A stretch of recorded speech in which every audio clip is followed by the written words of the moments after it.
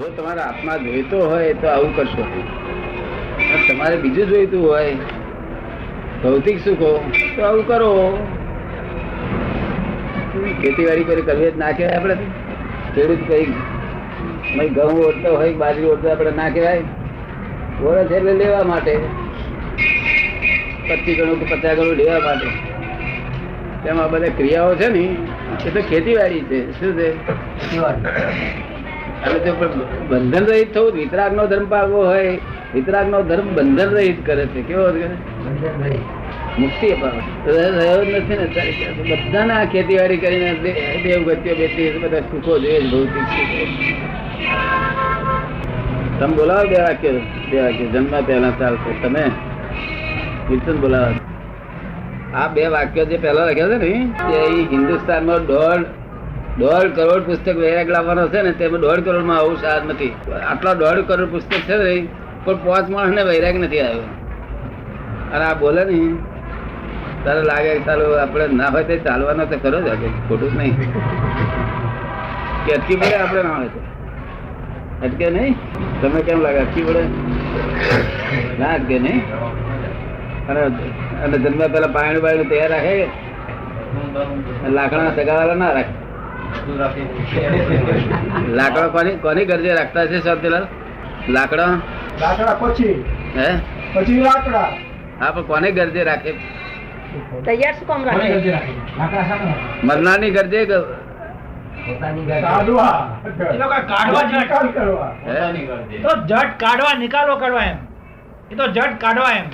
રહેશે તો હડી આપડી ઉપાધિ થઈ પડશે.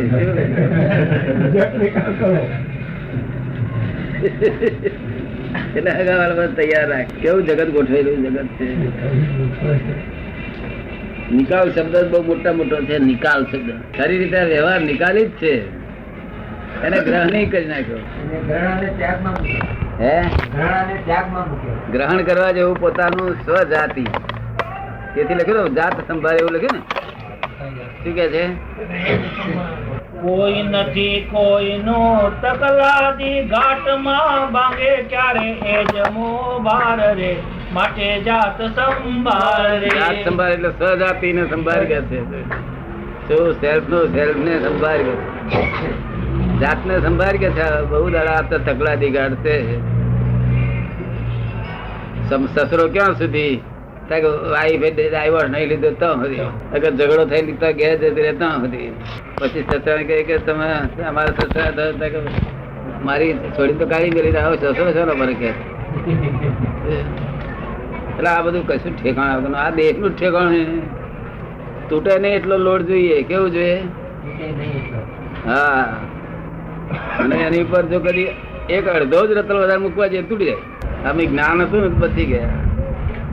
અજ્ઞાની મનમાં એમ થઈ જાય ખલાસ થઈ રહ્યું. મરું છું તે હું છું એવું ભાન છે ખલાસ થઈ જાય. દાદા ઈશ્વરભાઈ ગુજરી ગયા તે દિવસથી 6-7 દિવસ સુધી એ રૂમમાં સુગંધી ખૂબ આવી. એમ બોલો કેવું સરસ મરણ થયું. 6-7 દિવસ સુધી આવી. ક્યારે કહેતા હતા તમે? એમના ઘરના કહેતા હતા. તમે ગયા હતા? હા. ક્યારે? 2-4 વખત જઈ આવ્યા.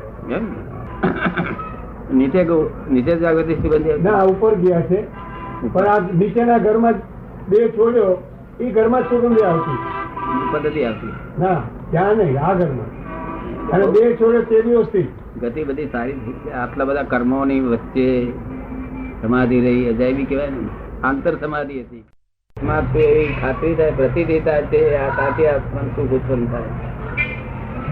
આત્મા જોઈ પ્રતીતિ થઈ જાય. એને ગોતવો કેવી રીતે? કે છે કે ગોતવો કેવી રીતે? ગોતવો કેવી રીતે? આત્માને ક્યાંથી કાઢી લાવો અહીંયા? એ તો ગોતવા જશો તો કોઈ સાધુ ચડ્યો ને તમે શ્રી કરશો. આટલા બધા સાધુઓ બૈરી છોકરા છોડીને પાસે દોડ્યા ચડતો એટલા માટે તો અહીંયા આવ્યો ને. એટલે અહીંયા આવ્યા છીએ. એટલે દાદા વેગળા આવ્યા. હા પણ એટલે તમે ગોતવા જશો તો ઉડતા તમે જ ખોઈ જશો. હા લોકો ખોઈ ગયા સુધા. પાછા આત્મા તો ખોઈ ગયા છે. વળી પાછ તમે ગોતવા તમે ખોઈ જાઓ. પોલીસ વાળાને ખબર આપવી પડે કોઈ ખોઈ ગયા. એટલે આપડે અહીંયા આવજો એટલે ગોતવાનું બધું અહીં આપણે એમ કરી આપીએ. તમને દેખાડી આપે કે આ તમારો આત્મા તમારા હાથમાં આપીએ પછી પાડી નહીં નાખો. હાથમાં આ બધા ના છોડશે ને કોઈ ચીજ મળે પછી છોડીએ એટલે કોઈ વાર એકવાર હાથમાં આવે પછી થોડી છોડાય ના છોડે. મૂર્ખ હે ના છોડે. મૂર્ખ માણસ હોય ને તે ના છોડે. આપણને ખબર આવી છે, આપણે નોંધ કરીએ કે કાપથી શુક્રવારે મારી છે 1.5 કલાક. આપણે નોંધ કરવી પડે. નોંધ કરી રાખી છે. કોઈ વાર કરો છો, કોઈ વાર રહી જાય છે, એમ ખ્યાલ નથી. જ્ઞાનીઓ જાગે છે અને જ્ઞાનીઓ ઊંઘે છે ત્યાં જગત જાગે છે. હવે દાદા એમાં બરાબર ફોડ નથી પડે. હે? એનો ફોડ બરાબર પાડો દાદા, એનો બરાબર ફોડ પાડી આપો. સમજણ પાડો. આમ જાગૃતિ સંયમી. શું કહ્યું? લોકો સંયમી છે એટલે એમાં સંયમી જાગૃત હોય. તમે તો ઊંઘી આવો છો, આખો દાડો ઊંઘતા હોય. આખો દાડો ઊંઘે છે કે તમે સંયમી છો. સમજણ પાડો ને આજ કરે છે ને ઉગાડી વાંખે ઊંઘ્યા કરે. તમે હવે ઉગાડી વાંખે ઊંઘે. તમને ખબર નથી અત્યાર સુધી? ઉગાડી વાંખે જ ઊંઘ્યા કરે છે. અહિત ને છોડે અને હિત ને સ્વીકારે એ જાગૃત કહેવાય. તો પૈસા કમાયા તેમાં જાગૃતિ હોય. જગમાં પૈસા કમાયા તેમ તારે શું લેવા દેવા? તારું હિત થયું એમાં. પોતાનું હિત તો પરલોક સુધરે તો પોતાનું હિત કહેવાય. પરલોક બગડે તેને હિત કહેવાય ખરું? જગત જાગૃત તો તને ગમતું નથી બહુ નહીં? નથી ગમતું. જય સચિદાનંદ.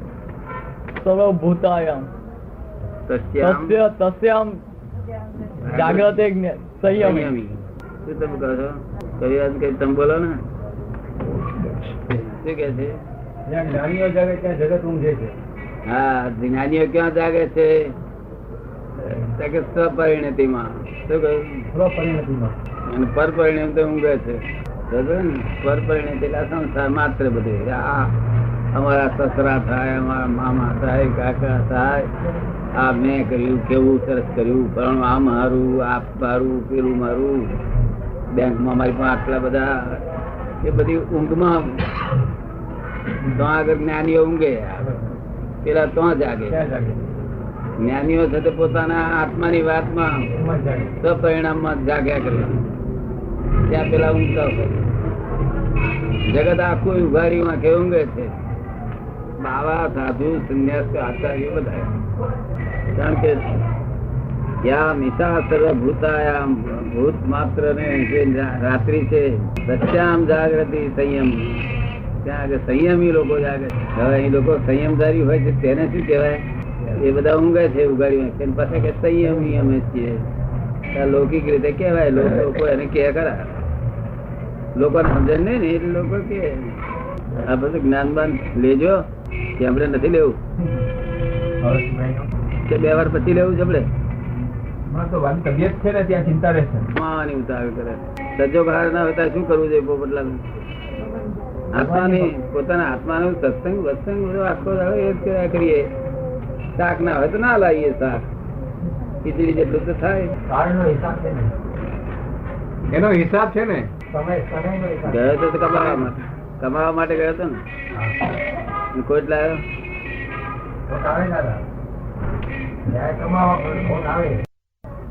પ્લેટો ઉપર તો થોડી ટેકરી આવે ઉતરી જાય. જેને હિલ સ્ટેશન ફરે ને જો ના બધા કચ્છી હિલ સ્ટેશન ગયા ને બધા મોટી મોટી ડુંગરીઓ ચડવા ગયા ને ઉપાધિ આવે.